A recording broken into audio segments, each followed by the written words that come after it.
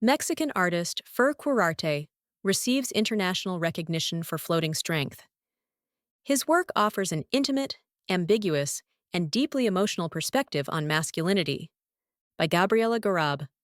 Unfolding Grace, a piece from the Floating Strength series by multidisciplinary artist Fer Quirarte, has been awarded the Certificate of Excellence at the Chelsea International Fine Art Competition in New York. This recognition not only places his work on the international stage, but also affirms the strength of his artistic vision, an intimate, ambiguous, and profoundly emotional exploration of masculinity. In the artist's own words, this is not a destination, but a beginning. This award is not a destination, it's a beginning. I don't see it as recognition, but as a platform. I consider myself an emotion storyteller. And by that, I don't just mean visually. Whether it's drawing, painting, writing, an object, or an experience, my work always begins in the same place: emotion.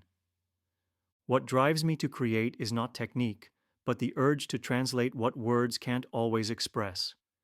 To create from that space where language falls short, but a line, an atmosphere, or even silence can reach something deeper.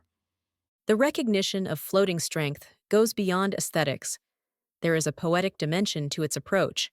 Suspended bodies, merged with water, without background or setting. A masculinity that neither shouts nor defends itself, it inhabits silence.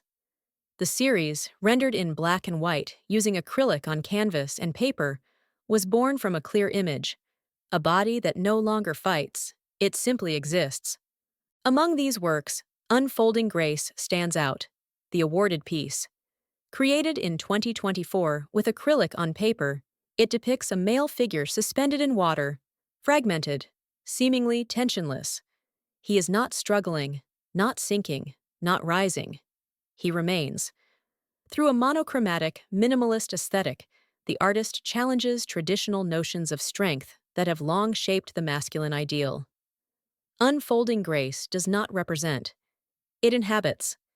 In this context, floating is not surrender, but a silent act of resistance. This work offers another possibility: a kind of strength that doesn't shout, doesn't defend itself, doesn't need to be displayed. I worked with Afro-descendant bodies not to speak about them, but to speak from them as symbol. Historically, they've been burdened with the image of physical strength, of invulnerability. With this series, I wanted to dismantle that symbolic weight and show that they too can embody stillness, contemplation, and silence. Shares Fer? This perspective is not new to the artist's trajectory. Fer Quirarte is a creator whose practice lies at the intersection of art, design, and visual storytelling. His work explores themes such as self-awareness, emotional vulnerability, and symbolic memory. He has exhibited in Mexico, the United States, China, and Italy, and has been selected 6 times for the Latin American edition of American Illustration, American Photography. His book Il cane che mangiò la sua ombra, The Dog That Ate Its Shadow, was published in Italy, and he has created live art experiences for brands such as BMW, Mazda, Alfa Romeo, and Ferrari, as well as collaborations with Chloe. His presence as a speaker at international forums like in Terry Hotel Barcelona, along with his role as a jury member in design and jewelry competitions, further solidifies his profile as an artist who navigates multiple languages and platforms with a consistent sensitivity. The impulse to explore masculinity through this lens did not arrive as a sudden epiphany, but rather as a process of self-discovery. For Quirarte chose to shed the mask of strength imposed by cultural expectations, and through art, began an honest search to inhabit his own shadow. That gesture became a visual language. Floating strength emerged not as an ideological statement, but as a poetic exploration of the human condition. The biggest challenge in addressing masculinity has been to question without imposing, to suggest without preaching, to stay grounded in ambiguity. Floating strength doesn't come from an agenda, nor does it aim to represent a collective. It's a series rooted in the human, not the ideological. He explains. The work does not attempt to define masculinity, quite the opposite. It insists on leaving the questions open.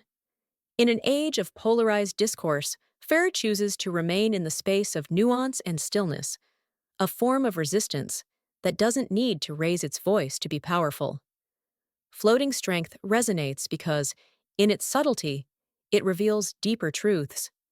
Its impact is not immediate, it lingers, suspended.